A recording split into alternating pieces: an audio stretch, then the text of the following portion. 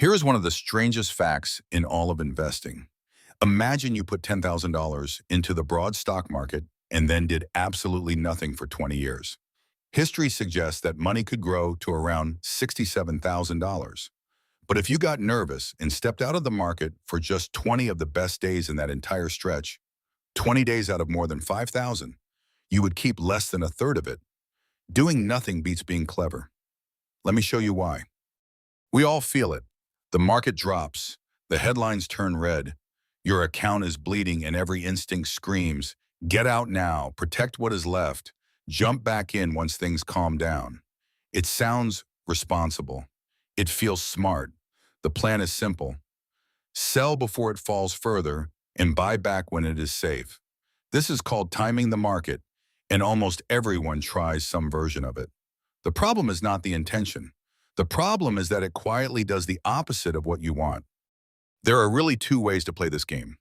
The first is timing the market, trying to predict the dips, selling near the top, buying near the bottom. The second is timing the market. You buy, you hold, and you simply stay invested through the ups and the downs. One strategy depends on guessing the future correctly, over and over, for years.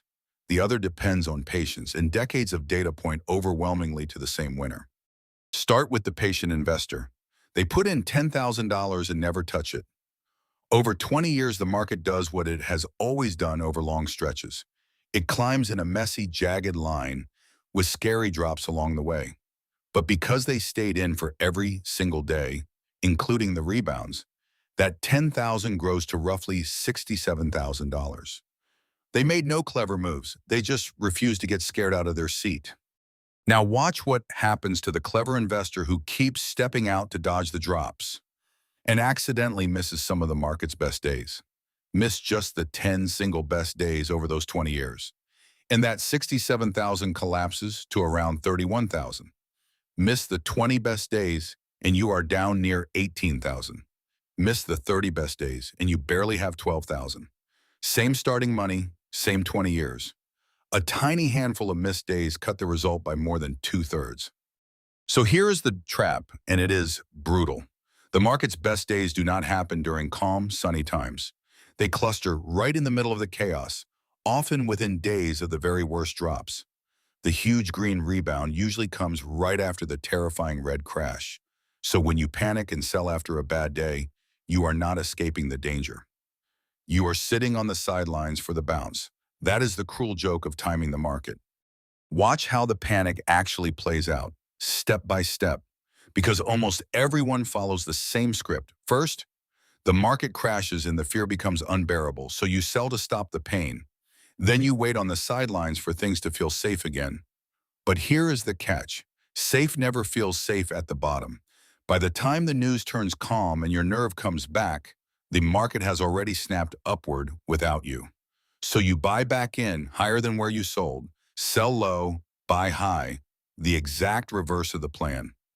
And the wild part is that every one of those terrifying crashes, when you zoom far enough out, looks like a small dip on a line that it keeps climbing. Up close, a 30% drop feels like the end of the world. From 20 years away, it is a tiny notch on a staircase heading up and to the right. The investor who zooms out stops reacting to every wobble, because they can finally see that the long-term direction has always been upward. So put the two investors side by side after 20 years. The clever one timed and traded, jumped in and out, and through bad luck and bad timing missed a handful of the best days, ending near $18,000. The patient one did nothing, felt the same fear, but stayed in the seat, and ended near $67,000. The difference was not intelligence or research, or a secret. The difference was who could sit still. So what do you actually do instead? Make the boring plan that protects you from yourself. First, invest on a schedule, the same amount, automatically every month, so no single mood ever drives the decision. Second, turn off the urge to check your balance every day. Daily noise is what triggers panic. Third, when a crash comes, do the hardest thing in investing, nothing. And fourth, zoom out. Judge your progress in years and decades, not days. Boring beats brilliant because boring is the one you can actually stick with. Let's bring it together. Trying to time the market means guessing the dips correctly again and again, forever, and almost no one can. Stay fully invested in $10,000 could become roughly $67,000 over 20 years. Miss just the 20 best days and you keep less than a third of that. The best days cluster right next to the worst. So panic selling is exactly how you miss the rebound. The fix is boring on purpose. Invest automatically, ignore the daily noise, and in a crash, sit still. If this changed how you think about market crashes, the perfect next step is our breakdown on dollar cost averaging, the simple habit that lets you invest automatically without ever trying to guess the perfect moment. And remember, everything here is education, not financial advice.